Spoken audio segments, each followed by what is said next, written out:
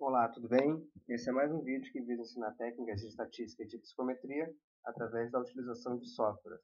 Hoje nós vamos ter uma novidade, que eu vou utilizar o SPSS e o Excel, coisa que eu já venho fazendo aqui nos outros vídeos, mas também um programa chamado YASP, que foi um programa que o professor Danilo, do IBNeuro, nos recomendou e é super interessante também como um programa alternativo de graça para o SPSS. O próximo vídeo que se segue a esse é essa mesma análise, só que utilizando o R, que é ainda mais robusto e também é gratuito. Bom, a gente começou a falar nas últimas aulas sobre estatística inferencial. Estatística inferencial, tentando resumir, é a parte da estatística que visa chegar a conclusões da população através da amostra. Se a gente fosse colocar aqui, o primeiro passo da estatística é, tendo uma população, é criar uma amostra. Essa amostra tem que ser representativa e tem que ser uma amostra probabilística. Ao passo que nós tenhamos essa amostra, como é que a gente faz o contrário agora? O que eu avaliei nessa amostra, eu posso jogar para a população? Não sei. É isso que a estatística inferencial visa responder. Na primeira aula, a gente viu sobre quando nós temos um desenho experimental em psicologia de dois grupos independentes. Um exemplo clássico é, nós temos um grupo formado por homens, outro grupo formado por mulheres. Isso daqui é a nossa VI. Vou colocar aqui VI. Essa é a nossa VI, com dois níveis diferentes, homens e mulheres. Eu quero saber em relação a habilidades sociais dele. Será que homens e mulheres são diferentes em relação às suas habilidades sociais? Eu não sei. Eu vou mensurar a VD a partir de um teste de habilidades sociais, e nesse momento, mesmo sem eu saber qual é a resposta para essa diferença, se tem ou se não tem, eu sei que eu estou diante de um teste estatístico T. Teste T para amostras independentes. Sempre lembre-se dos pressupostos. O teste T é um teste paramétrico, portanto, eu preciso da distribuição gaussiana ou distribuição normal, coisa que foi falado nas últimas aulas. São dois grupos independentes, homens e mulheres. Tem a VD, que foi mensurada a partir desse teste de habilidades sociais. Eu tenho uma hipótese, eu vou rejeitar ou não rejeitar a hipótese. Beleza. Se eu tenho dois grupos pareados, eu também tenho um teste T, só que é um teste T pareado ou teste T por blocos, ou experimento por desenho em blocos.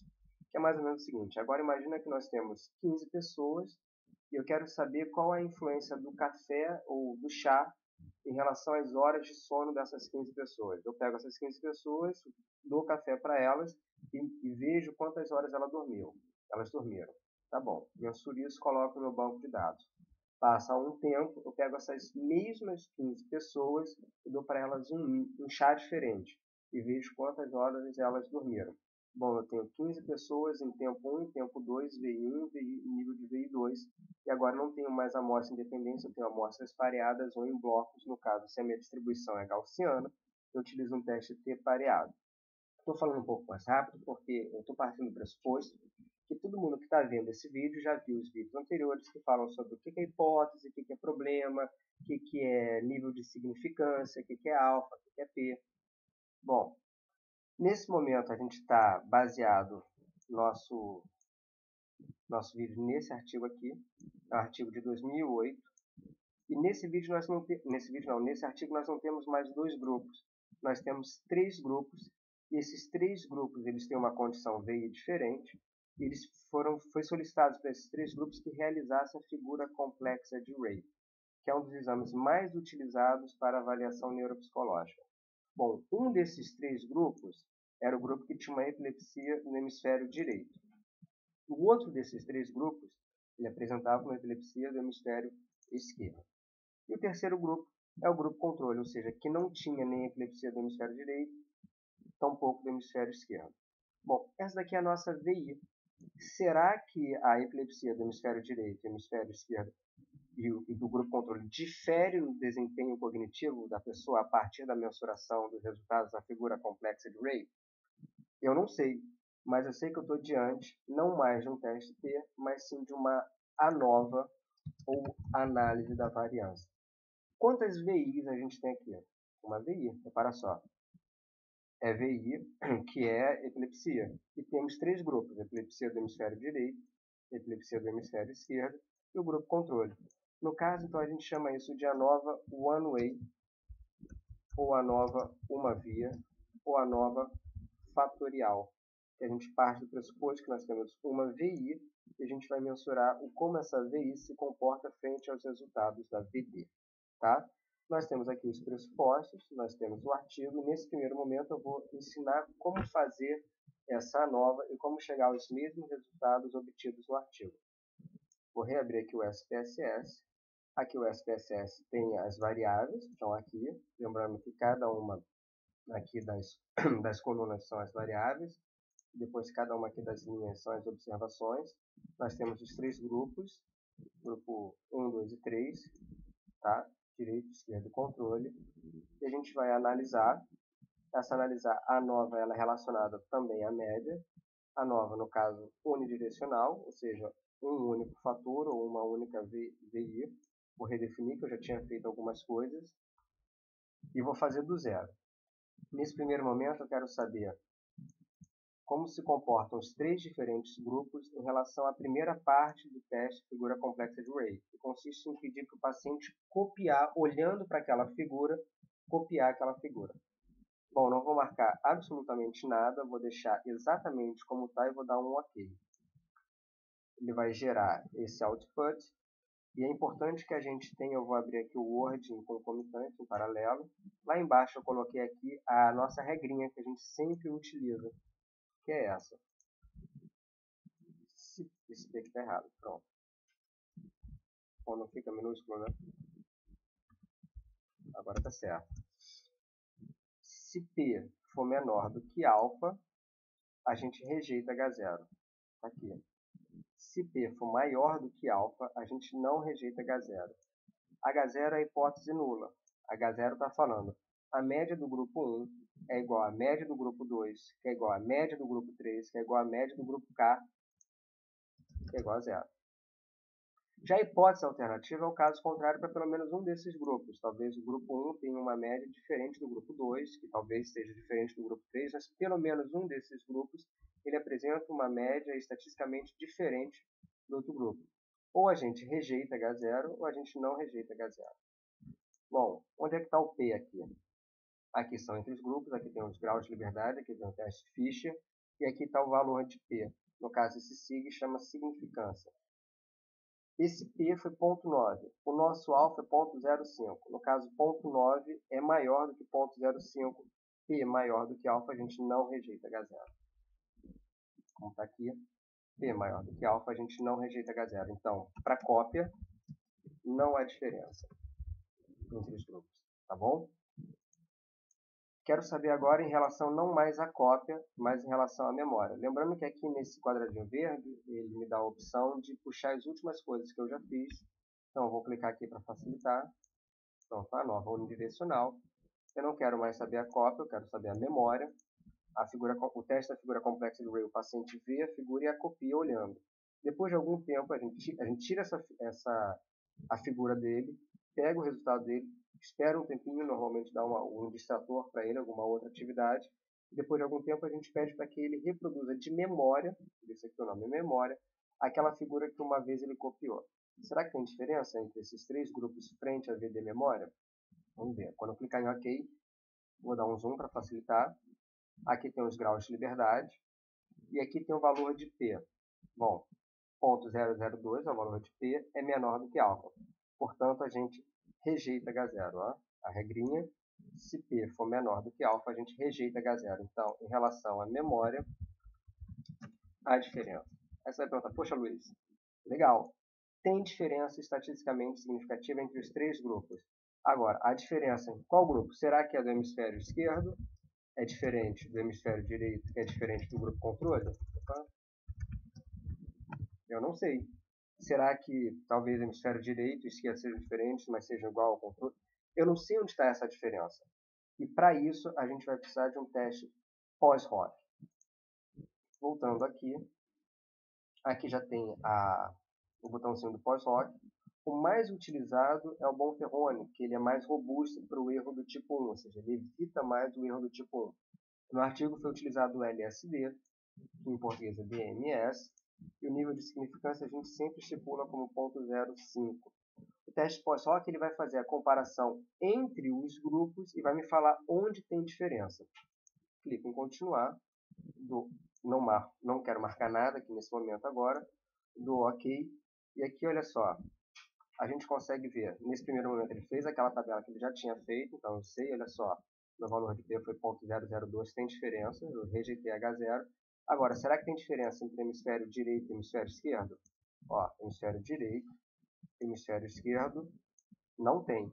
O P foi maior do que alfa. Então, direito e esquerdo não tem diferença estatisticamente significativa. Agora, direito e controle tem diferença. Mesma coisa, esquerda e direita não vai ter, aqui é uma matriz, então o valor vai se repetir. Agora, esquerda e controle tem diferença. Portanto, a gente tem diferença entre o grupo controle para pessoas com epilepsia do hemisfério direito, no hemisfério direito, no hemisfério esquerdo, epilepsia do lobo temporal, não sei se falei isso no início, em relação a VD memória, ou seja, na parte de memória, o resgate da figura complexa de Ray é estatisticamente diferente para pessoas com epilepsia do hemisfério direito, no hemisfério direito e esquerdo, em face ao grupo controle. Tá bom. Só que no artigo, ele coloca um gráfico.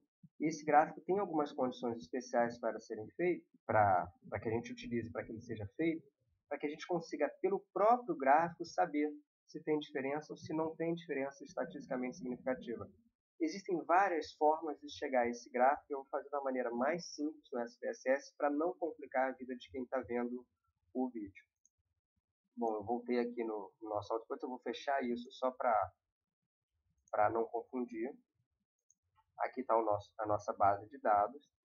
Eu vou lá na ANOVA, está aqui o nosso grupo clínico, está aqui a memória. O pós-hoc está marcado, DMS ou LSD, se eu for em inglês. O nível de significância está estipulado, 0,05. Agora, nas opções, eu vou pedir as estatísticas descritivas desse meu resultado da VD, tá bom? Quando eu fizer isso, der o OK, ele vai gerar aquela tabelona que vocês já viram. Aqui no caso é o pós-hoc, para me apontar onde os grupos diferem. Aqui é o início, falando onde que tem ou não tem diferença entre os grupos. E aqui são os descritivos.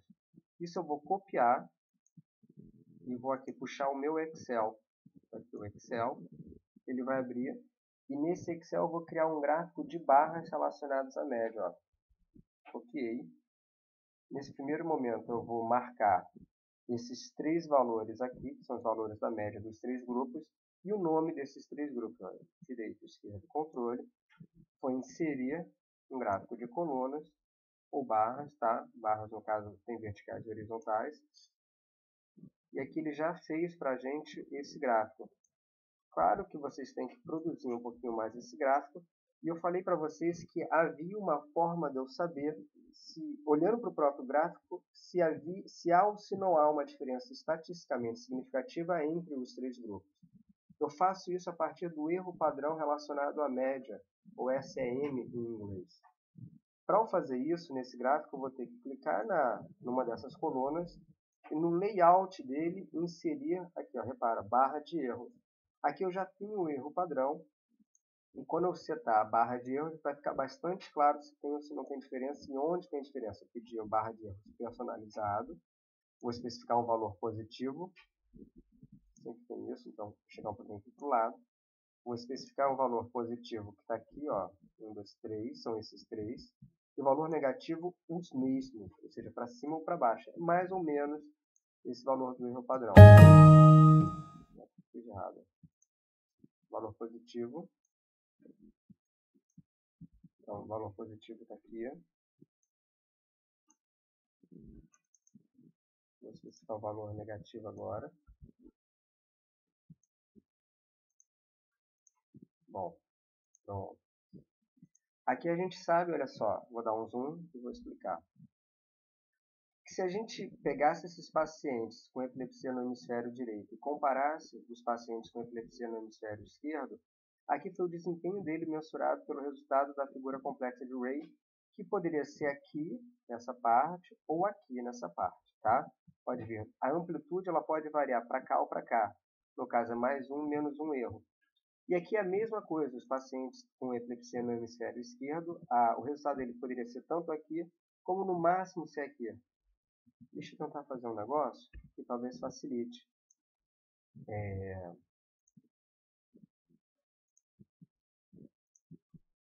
Repara só, que se a gente fosse fazer uma linha, esses dois pacientes aqui com epilepsia no hemisfério direito e esquerdo, eles se encontram. Olha só. Ou seja, os resultados dele poderiam ser iguais, poderiam ser os mesmos. Está reparando aqui com essa linha? Então, o cara com epilepsia no hemisfério direito e o cara com epilepsia no hemisfério esquerdo, mesmo tendo valores de média diferentes, eles poderiam se encontrar. Só que isso não ocorre de forma alguma, repara que essa linha não chega aqui no grupo controle, isso não ocorre para o grupo controle. Então, tem diferença entre o grupo controle e esses dois grupos aqui. Mas esses dois grupos não apresentam diferenças estatisticamente significativas. São iguais frente à estatística. Vamos ver se é isso mesmo?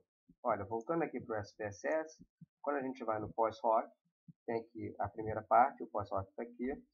Eu falei que hemisfério direito e hemisfério esquerdo não apresentavam diferenças. Então aqui está o hemisfério direito, hemisfério esquerdo. Olha o valor de P. A gente não rejeita, ou seja, não tem diferença. Hemisfério esquerdo, hemisfério direito.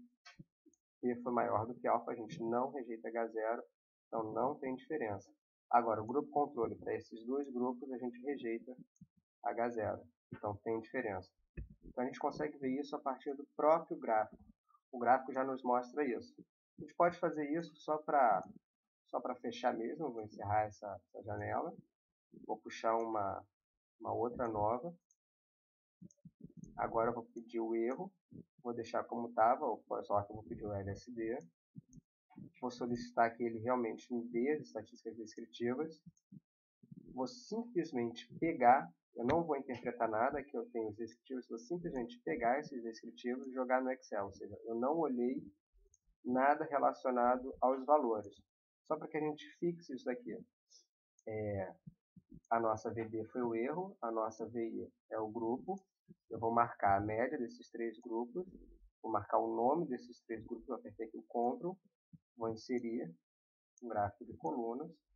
Ele já me deu esse gráfico, eu vou tirar essa série para ficar mais fácil ainda de ver. Eu vou pedir aqui agora a barra de erros. Clico numa das colunas, vou em Layout, barra de erros, peço mais opções. Aqui eu vou definir que eu quero um personalizado e vou marcar o erro padrão positivo, está aqui, ó, são esses três valores. E o negativo vai ser a mesma coisa, seja para cima ou para baixo, são esses três valores. Pronto. Pelo gráfico a gente já consegue ver se tem ou se não tem diferença, repara só. Bom, evidentemente, direito e esquerdo tem uma diferença estatisticamente significativa, e controle para o esquerdo e controle para o direito tem também diferença, ou seja, os três grupos apresentam diferença. Vamos conferir se é... Bom, eu não botei aqui a linha, mas dá para ver que se a gente colocasse uma linha aqui entre o hemisfério direito e o hemisfério esquerdo, elas não se cruzariam, não ficariam sobrepostas, e os dois hemisférios com grupo controle também não apresentariam nenhuma superposição. Vamos dar uma olhada aqui nos resultados do SPSS para ver se eu não falei besteira. Então vamos lá. Eu vou dar um zoom. Entre o hemisfério direito e o hemisfério esquerdo tem diferença. P foi menor do que 0,05. Entre o hemisfério direito e o controle tem diferença. Entre o hemisfério esquerdo e o controle tem diferença. Ou seja, há diferença em todos os grupos. O que o gráfico já mostrou, né? O gráfico está deixando bastante claro que todos os grupos apresentam diferenças em relação a VB e erro. E aqui o artigo também já colocou. Então, esse gráfico que a gente fez tá igualzinho, não está igualzinho, porque tem que colocar os asteriscos, onde tem a diferença, tem que colocar o título. Mas o objetivo é que vocês consigam reproduzir esse gráfico a partir dessas videoaulas. Então, no caso aqui é o gráfico de erros, que está aqui, só está invertido. E, se não me engano, aqui na planilha 1 está o gráfico da memória. Então, está aqui, está a mesma coisa, ó, memória. E aqui o gráfico da memória. Eu falei para vocês que eu ia utilizar também outro software, que é esse. Esse software chama IASP, é um software gratuito, muito interessante, que nos permite fazer análises bayesianas também, o que é uma vantagem, o SPSS não permite isso. Também comentei para vocês que no próximo vídeo eu vou começar a partir do R com esses mesmos dados. Aqui nesse software, no nosso site, o nnce.org, tem esses dados já no padrão que o IASP lê. Eu vou pedir uma nova, lembrando eu tenho mais de 2 grupos, 3 ou mais grupos. O meu fator é esse, é o grupo clínico. Nesse primeiro eu vou puxar já a memória, daqui. Ele já faz o cálculo, olha só. Olha que interessante, o valor de P, o valor de F. Aqui então eu sei que tem diferença, exatamente o que o SPSS faz, esses valores não mudam. Eu posso pedir um pós-hoc. Aqui o pós-hoc eu não sei qual que ele faz, vamos ver qual que ele faz. Acho que é o que aqui. Bom, mas ele fez aqui o pós-hoc, ele vai apontar onde tem as diferenças entre os... fez o Bonferroni. Onde tem a diferença entre os grupos. O que é super interessante também e tem a vantagem de ser gratuito, tá? Então fica a dica para, no caso, olha só, se eu colocasse aqui, em vez da memória, a cópia a gente sabe que não tem diferença, né? Então, para a cópia está aqui, não tem diferença. Então, o Bonferroni vai ser igual a 1, não tem diferença mesmo, não tem nem sentido fazer um pós-hoc. E ele tem também tanto o teste T, quanto a nova, quanto regressão, ele faz regressão bayesiana, que é muito interessante, muito mais robusto do que as estatísticas que a gente utiliza, que são frequencistas. Então, esse software aqui é muito interessante e é gratuito, chama-se IASP. Não sei se tem aqui, não tem aqui, mas chama-se IASP. Escreve assim, ó. Tá? Então é bom para baixar também. Não é o objetivo da nossa aula falar sobre teoria, mas pelo menos um pouco é importante, que é o seguinte, só posso fazer uma nova se a minha VD tiver distribuição normal. Tem 2 testes, são os clássicos para saber se a distribuição é normal ou não, que é o Kolmogorov-Smirnov, que é o KS, ou o Shapiro-Wilk, que é o SW. O Kolmogorov-Smirnov eu tenho visto que tem caído bastante em desuso, mas o Shapiro-Wilk ainda continua sendo bastante utilizado. Lembrando que, se não me engano, H0 é normal, tá? Se não for uma distribuição normal, não posso fazer uma nova, vou ter que fazer o Kruskal-Wallis. Lembrando que sempre que eu estou utilizando uma distribuição gaussiana, eu estou baseando em testes paramétricos, ou seja, eu conheço alguma coisinha da população que está sendo estudada. Para fazer uma nova, eu tenho que ter uma amostra aleatória que foi obtida de forma independente. Então, no caso, nesse artigo está bastante claro, um grupo ele é com epilepsia do hemisfério direito. O outro grupo é com epilepsia no hemisfério esquerdo, eles são completamente independentes. E essas variâncias elas têm que ser homogêneas, tá bom? Tem aqui no SPSS algumas funções para a gente saber se isso é normal ou não. E tem também no SPSS as opções para que a gente faça os testes que não são paramétricos. No caso, a forma mais fácil da gente saber se uma distribuição é normal ou não, aqui nas estatísticas descritivas eu peço para explorar. Já tinha feito isso, no caso vou redefinir, olha só. Fator é a nossa VI, grupo clínico, e sempre eu quero saber se a minha VD tem distribuição normal ou não. Então aqui no caso a cópia. Aqui nas estatísticas eu posso pedir algumas coisas, e aqui no gráfico o que nos é importante é isso, ó, gráfico de normalidade. Tá? Posso pedir um histograma. Opções, eu deixo em branco. Bootstrap, eu deixo em branco. Ele vai rodar, ele vai fazer uma série de análises. E para eu saber se uma distribuição é normal ou não, eu não preciso nem olhar o gráfico. Eu tenho que olhar isso daqui, olha. Não sei se vai estar aqui ou se vai estar mais em cima. Aqui a gente tem o Kolmogorov-Smirnov, então no caso a gente rejeita H0 em ambos os testes, separa. O P foi menor do que 0.05, ou seja, e o H0 para eles é normal, então a distribuição não é normal. E para que eu saiba se uma distribuição é normal ou não, basta eu ver aqui, ó, a simetria e a curtose. Uma simetria igual a 0 e uma curtose igual a 3 parte do pressuposto que nós temos uma distribuição normal. Do contrário, é não normal. E aqui a gente tem o Kiki-Plot, aqui, e a gente percebe realmente que isso daqui não é uma distribuição nada normal. É totalmente não normal.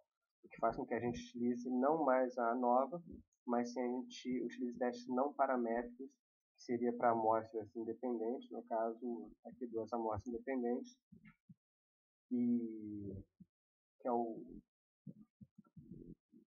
Crystal Wallace, né? Vamos ver onde a gente acha aqui. Variável de agrupamento aqui. Cópia. Aqui.